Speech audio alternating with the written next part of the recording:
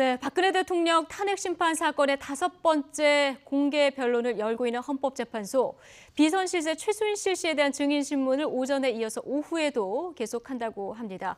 최 씨는 청와대에 출입한 적이 있다면서도 구체적인 질문에는 답변을 피했습니다. 헌법재판소에 나가 있는 취재 기자 다시 한번 연결해 보겠습니다. 최도희 기자.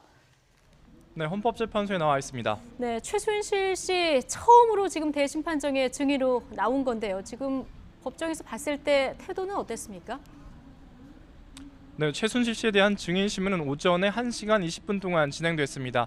최 씨는 국회 측 대리인단의 질문에 처음에는 힘없는 목소리로 대답하다가 구체적인 질문에는 모르쇠로 일관하는 모습이었는데요. 일부 민감한 질문에는 불쾌한 기색을 노골적으로 드러내기도 했습니다. 당당한 자세로 길게 부연 설명을 하거나 적극적으로 반박하기도 했고 국회 측의 질문 강도가 높아지자 자신이 오히려 질문을 끊기도 했습니다. 또 몇 차례 억울하다면서 아예 입을 닫기도 하고 정확하게 물어봐달라며 오히려 국회 측을 비난하기도 했습니다. 최 씨는 청와대에 출입한 적은 있다면서도 구체적인 횟수 등에 대해서는 기억나지 않는다고만 말했습니다. 마찬가지로 의상실 비용도 박 대통령으로부터 받은 적은 있다고 했지만 어떤 식으로 옷값을 받았느냐고 묻자 사생활은 얘기할 수 없다며 답을 피했습니다. 그러면서 고영태 씨 명의로 빌린 의상실에 임대 보증금과 월세를 최 씨가 내지 않았느냐는 질문에는 고영태 씨의 진술은 진실이 없다면서 대답이 곤란하다고 모르쇠로 일관했습니다. 네. 자, 각종 이권 개입 여부를 묻는 질문 쏟아질 수밖에 없었을 텐데요. 여기에 대해서는 언성까지 높이면서 반박을 했다면서요. 네, 그렇습니다. 최 씨는 특히 국정농단 사태와 관련해서 각종 이권 개입을 묻는 말에는 언성을 높이면서 적극적으로 혐의를 부인했습니다. 특히 문화체육 관련 사업에는 어떠한 이득이나 이권을 취한 적도 없다면서 논리의 비약이라고 생각한다고까지 반박했습니다. 이어 미르와 WK 어디를 통해서도 돈을 받은 적이 없다면서 자신의 통장을 통해 이익을 받은 적이 없다고 언성을 높였는데요. 이어 국회 측이 정호성 전 청와대 비서관이 통화 내용 녹취록을 들면서 따지자 일정 부분만 따서 얘기하는 것은 문제가 있어 보인다고 오히려 국회 측을 압박하기도 했습니다. 현대차그룹 납품업체 선전 과정에 개입해서 최 씨가 금품을 받았다는 의혹에 관해서 국회 측이 딸 정유라 씨의 친구 학부형 회사인 KD코퍼레이션이 현대차에 납품하도록 부탁했느냐고 묻자 최 씨는 부인했습니다.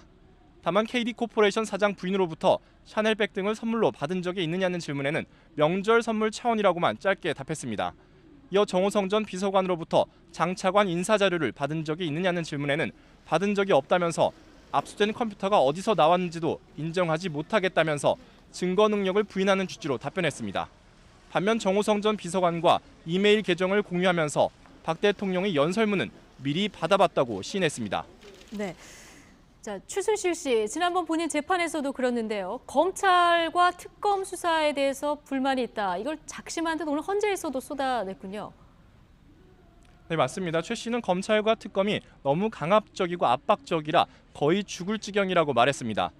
또 대한민국 검사들이 제대로 수사할 의지가 있느냐면서 너무 압박과 강요를 받아서 특검 조사에도 못 나가고 있다고 주장했습니다.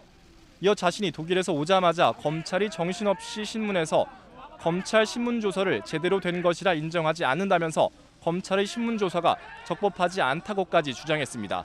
하지만 검찰의 강압으로 최 씨가 신문조서에 동의했는지를 묻자 나중에 말씀드리겠다면서 즉답을 피했습니다. 마찬가지로 검찰 조사에서 나온 태블릿 PC 등에 담긴 문건에 대해서도 검찰이 실물을 보여주지 않고 자료만 보여줘서 본 적이 없다고 주장했습니다. 지금까지 헌법재판소에서 YTN 최두입니다.